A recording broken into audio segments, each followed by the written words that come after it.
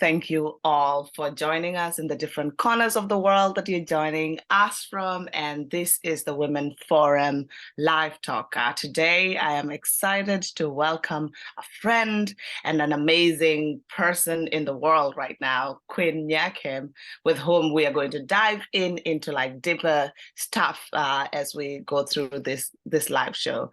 I would love to welcome you, Queen Nyakim, a little bit before we actually dive into the questions.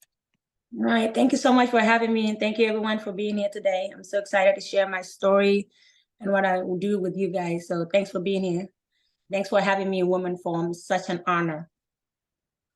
Yes, thank you. Nyakim is kind of actually trying to be humble right now. I really want you to know how amazing she is and the amazing work that she has done. You just came back from the Women Forum in Paris. Just tell us a little bit about what was that all about? What was your most amazing experience in this forum? And let the world know what does the Women Forum do and what is your connection? It was an amazing experience, first being surrounded by such amazing, intelligent, driven women that have drive, that are inspired to make sure that women education is equal worldwide. It was such a mind-blowing experience. I had such a good time speaking to each of them individually, and I also had such a good time hearing what they do on stage, hearing their stories, hearing the struggle they've been through and what they do right now to make sure that the narrative, the conversation change around women education. So we sat there and we talk about how, we all know that women education is not equal around the world. So Women Forum is doing everything it can, especially on the topic that we was on, which is basically education, is making sure that women have equality, around the world. And that was such an amazing topic to be in, because education is something that mean a lot to me, and it's something that I had to fight so hard to be able to be here today, to be able to be educated. Now I'm continuing that fight for my younger, girls that are out there that are struggling to have access to education. So it was an amazing experience. I had to have one-on-one conversation. I heard stories from women around the world that I never thought that I would come across to. So I had so much fun. I had a blast and it was so inspiring. And I just can't wait for next year. Isn't it so amazing to be in a vicinity of women that are powerful, that bring so much to the table? And just going back to what you learned, I know education is a big part, not just to you, but even to me as a Goodwill ambassador for UNHCR, the agency. And just like going back a little bit, sorry, my bad, I didn't actually even introduce myself. My name is Mary Maker. I am a UNHCR Goodwill Ambassador and also a co-founder for Elimisha Kakuma. And this issue is really core to me, and I really want us to dive into it today, Nyakim. But going back to who is Nyakim, growing up in South Sudan and as refugees, our names already tell so much about our journey. I want you to take the crowd or anybody that is watching us today to what does Nyakim mean? What does your siblings' name represent or mean? I know this is a conversation before, and how does that bring us to the journey of Nyakim? Right. Back home, like, this, and, some of you might have the same culture or similar culture where when we named our kids back in South Sudan, that's where I'm from, and specifically, all of South Sudan, actually, not just one part of it. When we named our kids, or when you're about to have a child, like the events that is happening at the moment around you, you go off that event, and that's how the name become about. So my mother, I'm the youngest of six, my mother, my dad was a soldier. And I'm the youngest of six. So when my dad back in the camp where they were living, my mom gave all birth to her children at home, and she would have a midwife that come over, and she would give birth to all the children, no problem. And then when it was my turn, and she always said that you was meant for great things in this world. I'm like, what do you mean by that? She was like, well, just from your birth, just when you came outside of me, like it was a whole thing, So she had complication, being able to give birth to me. So they had to carry her to the hospital, the next town take her to a hospital and needed a doctor help.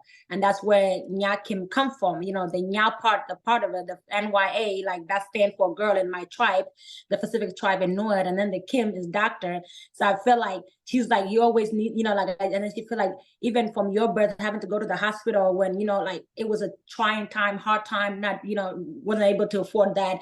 But when I had to go to the hospital and I had to, and I looked at you and she's like, I just knew that you are going to be this girl with a loud voice that's going to shake up the world. And I was like, okay, you know, mother knows. So I wasn't going to doubt her, but that's how my name become about. And I feel like from that, I feel like I embraced that name and it just took me further than I can ever imagine in life.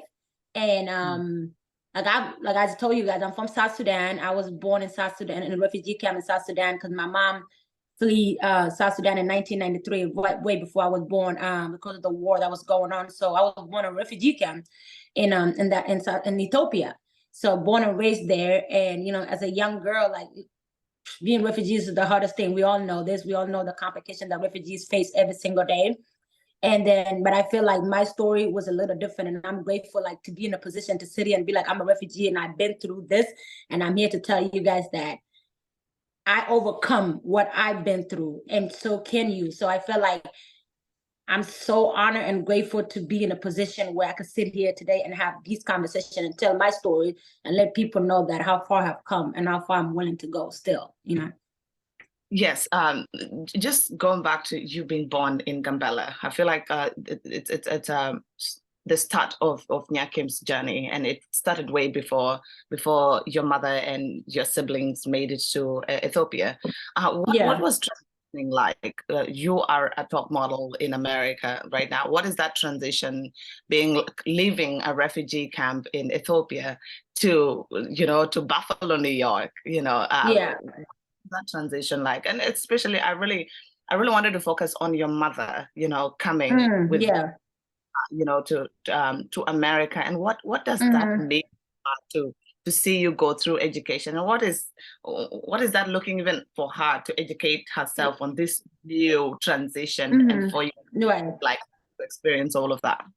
Yeah, so coming to America was not easy. You know, the transition was not easy. I came here at age of 15. I was 15 years old, so I was already a teenager. I was already grown.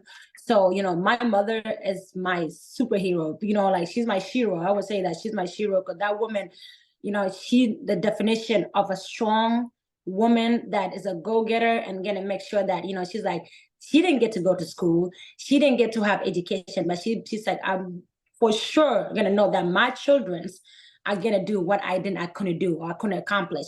My kids are gonna be able to go to school. My kids are gonna be able to have a voice and use that voice.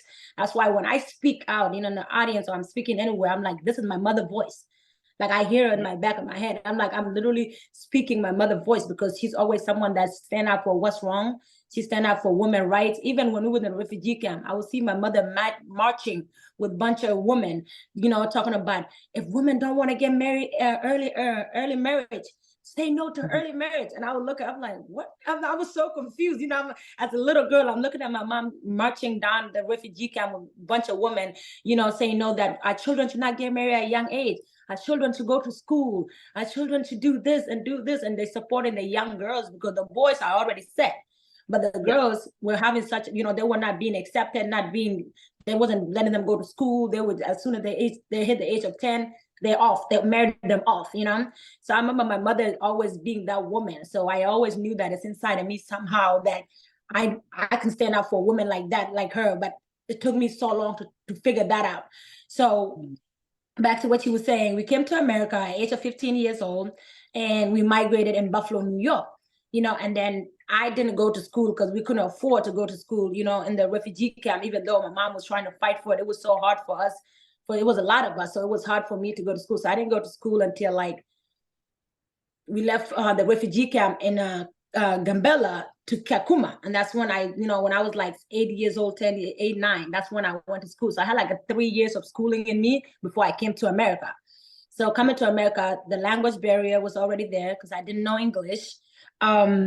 So I wasn't fitting in. Kids was so brutal. Kids were bullying me at school, you know, and they put me in middle school, you know. So I'm like surrounded by young kids that didn't think that I was beautiful and didn't think that I fit in and didn't think that I belong and didn't think that I should have been there. So the bullying and the doubt, the self-doubt that I was facing a lot, it took a lot of toll on me. It affected me emotionally, physically, you know. So I just locked myself up. I didn't think I was worthy. I'm like, no, I'm not going to school. No, you know, so I just became someone that just doubted who I am just because of how I look or just because I wasn't accepted by how I look.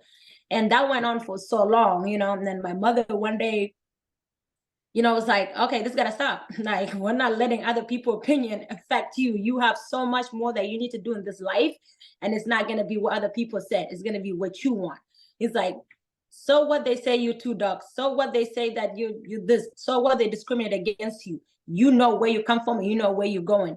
I'm just saying, from the life that we came from, there's no way that you're gonna let anything that anyone say stop you from from getting your education and from somehow making a difference down the road. And then, you know, she kept putting that in my head. And then, you know, we went back to her. I was like, you know what, my mother's right, you know. And then I was able to be like, okay, now let me go pursue this dream of mine, which has always been modeling, you know. But I didn't think, when you think about models, it's surrounded by beauty, and that's beauty is what I didn't feel.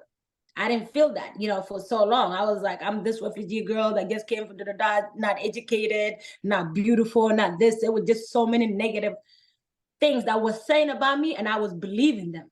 And this literally just made me stuck. But when I was able to slowly work myself out of it, and then that's when I started, I am going to pursue modeling. You know, I was already going to school for education, because education and modeling going hand in hand with me, you know. So I was going to school. I got my degree on elementary education because I was like, it's so important to start at very young age teaching kids, especially young girls, that you are strong. You could be the president, you could be the lawyer, you could be whatever you want to be. And then if you started telling them from kindergarten, then they started believing from very young age, especially from home. So that's when my mindset, when I picked that degree. So, and then I went to school and got that, and then I was teaching, but I also know that my voice is further than just speaking to kids at school. Like, I feel like I had so much more I can do and I can say. So then that's when modeling come into. And I feel like I'm just going all over the place right now, but No, I think my brain also goes all over the place when I'm, you know, this is your life story, so it's right here on your fingertips. Just as we continue, feel free to comment on the chat and we can answer your questions as we continue to go. Just coming back to the concept of beauty and your mother being like a stronghold to what beauty means to you. I want to bring in BalangNyal, your foundation. Tell us a little bit, what does BalangNyal mean, and how does that concept of beauty and education go into this foundation? Yeah, so BalangNyal is my baby. I always say that, you know. When I was 15, you know, working through my self-doubt and learning how to love myself and learning how to be confident in myself again, every time there's a word, my mom always say, BalangNyal, you know, and she would just say that to me. She's like, BalangNyal. And I was like, okay, you know, and that word itself in my language, it means beautiful girl, you know. It just, you know, but so my mom, the word beautiful was something she used on daily to just remind me, even when I'm not thinking about it, like, you are beautiful, somehow, some way. She want me to go grab her a cup in the kitchen. She was like, BalangNyal, get me a cup in the kitchen, you know. I'm like, that's not even my name, Mom. My name is Nyakim, you know. But that became, you know, something that it just, every morning when I look at myself and give myself the word of affirmation, you know, BalangNyal was one of it. It was always in there, you know. And then so then when I got to the place that I got, I was like, when I was back home, I'm gonna take you guys back a little bit. When I was back home, I had my period when I was 16, 15 years old, back before I even came to America. And having that time of the month, or having in Africa, or in the refugee camp where I grew up, it was difficult for my mom to get access to pad or tampon or Midol or just things that girls need to be able to take care of herself through that time of the month. You know, that was so difficult, and I experienced that firsthand. So when I came here, that was something that stuck with me. That was an experience in my life that stuck with me. So when I came here, I was like, personal care item is so something that is lacking so much from where I came from. So I was like, imagine if I start a nonprofit and I'm able to help these girls, not only educate them about personal care item or about their bodies, about how to take care of themselves, but also give them access to that, reusable pad or reusable, whatever the case is, give them access to that. Because I'm in a place where I can reach thousands of people around the world. What if I can be their voices? So that's something that crossed my mind. And then I started BalangNyal with my sister, my younger sister, Yamal, her, and I was like, let's do this. So then when I started BalangNyal, so now I registered, I was like, okay, now what? So I got stuck there and I'm like, what do I do with this right now? Because this is difficult starting a nonprofit. And then, me being a model, I went ahead and there was this amazing blonde honkmuller that I was working with in Amsterdam. And I was one of their models for their lingerie campaign. And then I was just telling them the story of what I went through as a young girl back home and what so many young girls are still going through until today. And they resonated with that story. And they was like, okay, let's collaborate. Let's see what we could do. We was able to get 20,000 undergarment, bra, underwears, like stuff that girls need. And we was able to send them back to the refugee camp where I grew up, which is in Gambela. And then I went home with, me and my sister both went home. And I went to 3 different camps and spoke to at least 6,000 girls.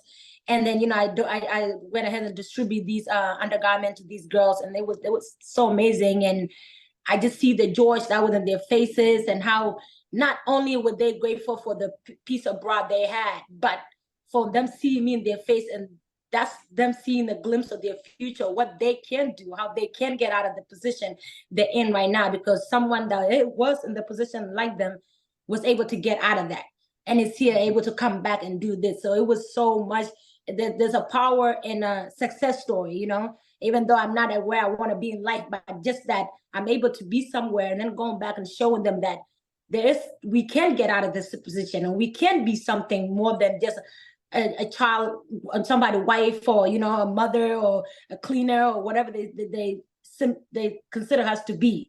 So that became the BalangNyal, where I sat in a room for like 2 hours to talk to 2,000 girls, and we talk about aspiration. We talk about what we want to do. We talk about how can we make a difference. And I'm just like, this is what I want. And we talk about how do you take care of yourself as a woman? Like, what do you need to take care of yourself? And how do you say no to a man?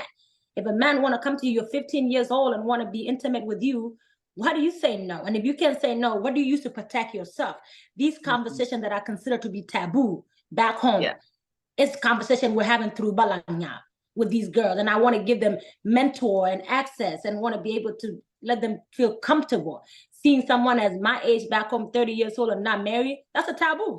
Them looking at me, there's like, this is the craziest thing ever, but they were so inspired by that. And one of the girls, she was like 80 years old. She's like, I don't want to be married until I'm 40. I want to be successful first. I'm like, exactly. So this is a mindset. It's a conversation that needs to start happening. And then it changed their mind. And then, so I feel like that's what BalangNyal stands for. Not only do we help with personal care, but it's also so many conversations that need to be had, to be talked to with these girls. And I feel like they have so much to say. They're smart, they're educated, they want more in life, but they just feel like they are stuck. There's no resources. And I feel like I'm gapping a little way to show them that your voice can be heard on this side of the world. You are gapping a lot. Like, just think about it. For me personally, even to learn the word consent was at the age of 21. What is consent? What does that even mean? Like, we grew up in refugee. We are surrounded by rules and traditions, and we have to follow that. We have to lower our voice. We have to lower it when we're walking down the street. We have to be this perfect woman that is kind of like built up to be married, and we never get to self-actualize, and become smart and becoming contributing people in a society and in a community. Exactly. So I really what BalangNyal Foundation is doing. Just coming back again to like the Ethiopian, the trip to Ethiopia. And we all grew up in a refugee camp, and we know the shortcomings. Was that the same when you went back? Did it feel the same way you left the refugee camp? Were girls still struggling? Were they walking to school? I don't know. I know we've had this conversation before, but could you share a little bit with everyone that is watching today? was there a change when you left 14 years ago and you go back right now as a girl? What did you see in Ethiopia?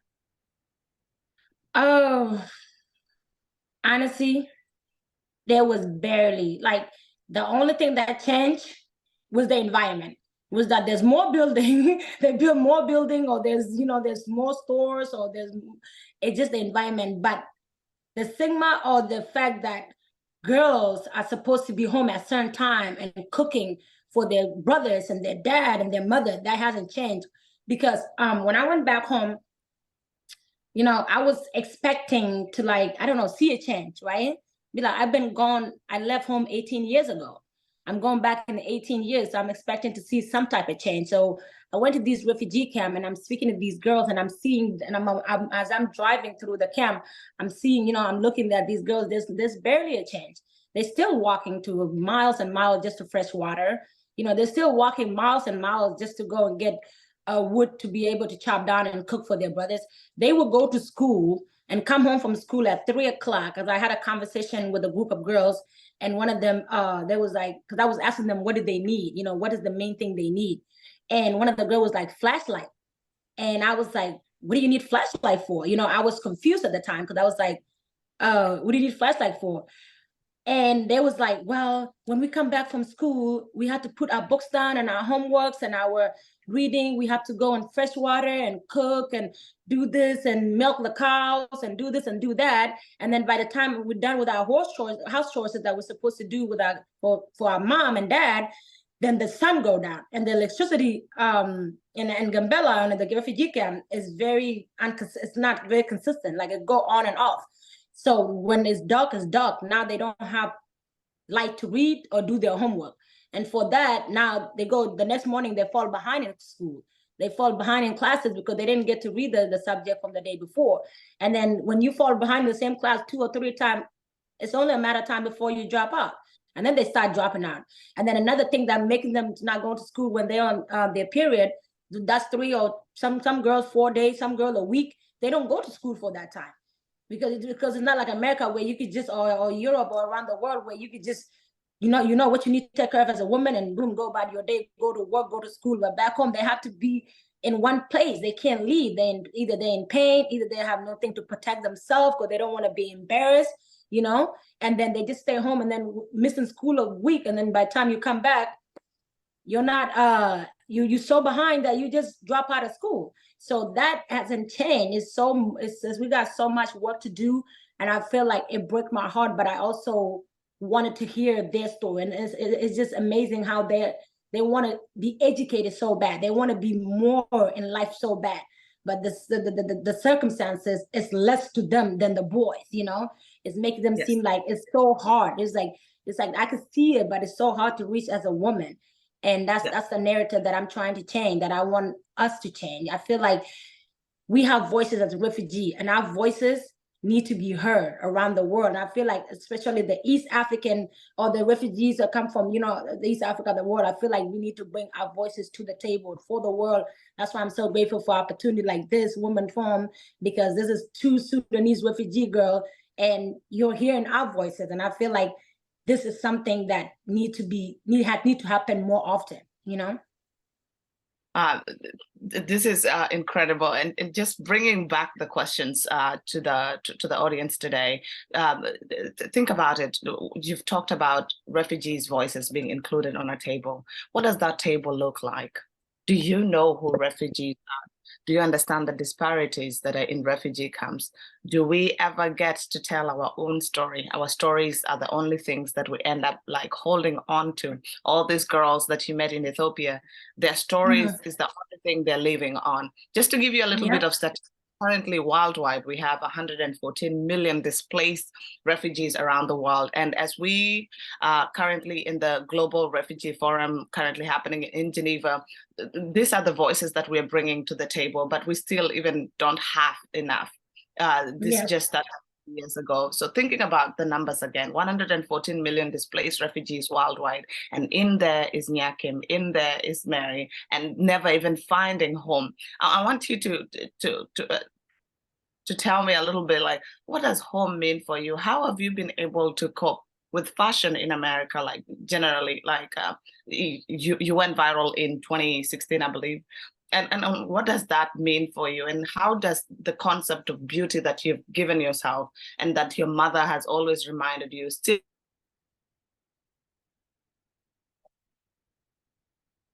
What can everybody in this chat do today?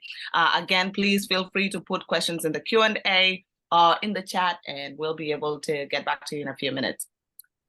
Oh, just like to reiterate what I just said, Nyakim. Yeah. What does home mean for you? Have you been able to find home in the United States? Honestly, since my mom leaving South Sudan in 1993, I feel like when somebody say, what does home mean for you? Home is where my mother is. I feel like I just literally came to term with like, home is where my mom is. I'm so grateful that, some of us don't get to go through this, but I'm so grateful that I had to go through this journey. And I had a mother in my life, a woman that strong-headed woman that keep me straight in line. And wherever she is, that's where always home. So when I'm around her, I'm eating a home-cooked meal. That's when I feel at home, because honestly, like, I could barely tell you that I remember South Sudan. I never been to South Sudan because, I actually had to leave South Sudan before I was born because of the war. Refugee camp, that's just a situation that I had to be in. That's not really is my home. So, I love South Sudan. I love my country, but I never been. I don't know where I will fit in. So home is where my mother is, and right now home is Minnesota because my mom is in Minnesota.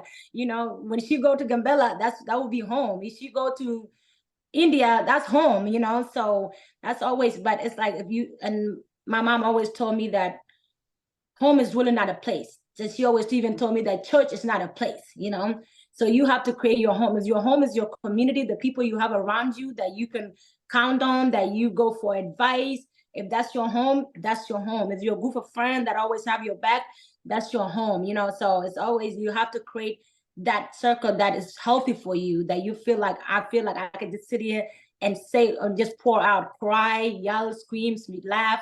This is, if I could do this in this circle, then this is my home, I always say that. But I feel like I was robbed of having a home, like I was robbed of, as a young age, of not being able to be in my home country, not being able to experience that thing that I have to experience, seeing certain trees or certain building or certain land. Like, I was robbed of that. But I'm grateful to be in a position right now where I could go back and I could be like, well, I'm still, because it's still rooted in me. My mom made sure that I never lost that. My mom made sure that I never lost that. So I could still go back. Can you hear me? Yes, I can hear you. Okay. I could still go back and show these girls that no matter what life road you take, journey you take, like, there's always, your root is here, because I always know that my root is South Sudan, and that will never change. Yeah. Sorry about that. Just coming back to home. I know that was a tricky question that I just threw in there, but as refugee, we struggle with that concept of home. What is home? Like, yes. we searching for home, and I would encourage everyone here to go read Home by Warsan Shire. She's a British Somali poet. Such an amazing piece of work, because we struggle to find home, and even the title refugee is something that never leaves us. We go to new countries, we try to make home. Everything tastes like war. When you smell the ocean, it takes you back to the Nile. Every single thing has a it's related somewhere. When you listen to those, for people like me that still can't even enjoy fireworks anymore, or like even be around certain things. So home is like a big thing, and I'm throwing that in there intentionally, because as the 114 million displaced refugees are coming into your cities right now, how are you welcoming them? How are you trying to create home for them? As you said, home is not. It's in the new areas and spaces. How do you create a home in education? How do you give us scholarships to go to school? How do you see in a refugee camp? And just to wrap up here, Nyakim, what would be your urge, or like, what would you ask the international community or anyone that is watching around the world right now? how can they contribute to the refugee child, to the refugee kid, to the refugee girl in Gambela, in Kakuma, in Jordan, in Syria, in Gaza right now? Yes. I mean, there's so many ways you can contribute yourself. I feel like, you know, these girls need mentor.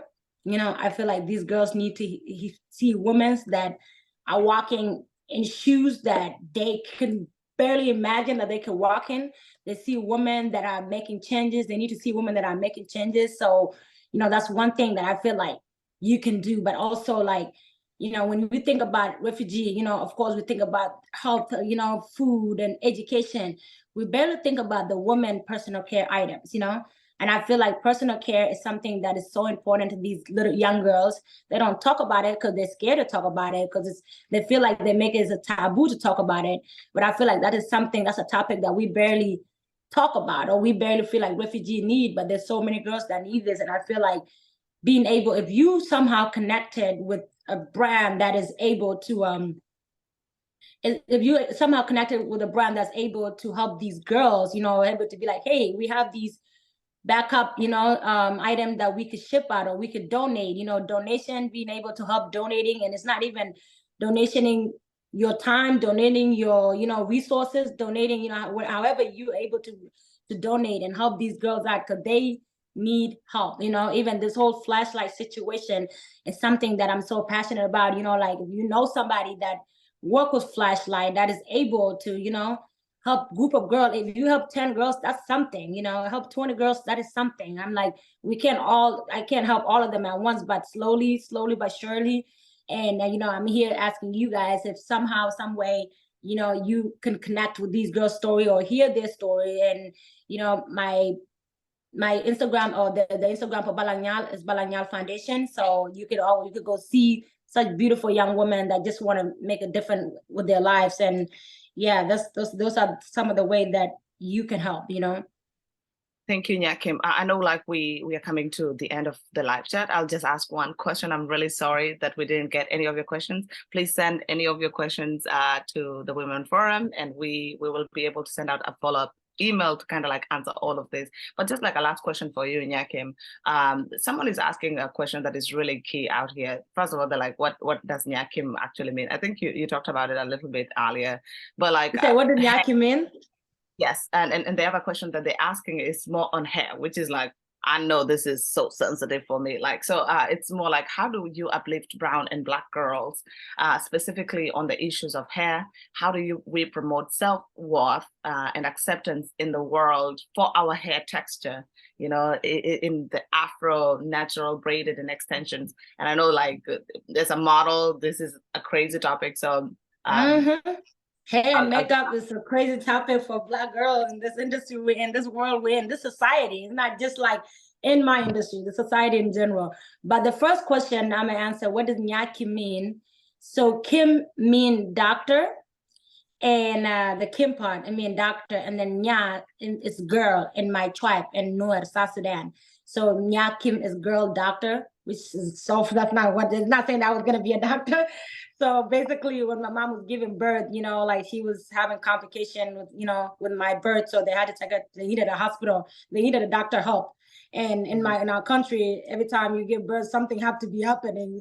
You know, my brother name is Pigeon, and I'm in jail. My dad is a soldier, so at the time he was arrested and he was in jail. So when my mom gave birth, it was like, yeah, your dad is in jail, so we're gonna call you jail. So it's like, you know, thing like that.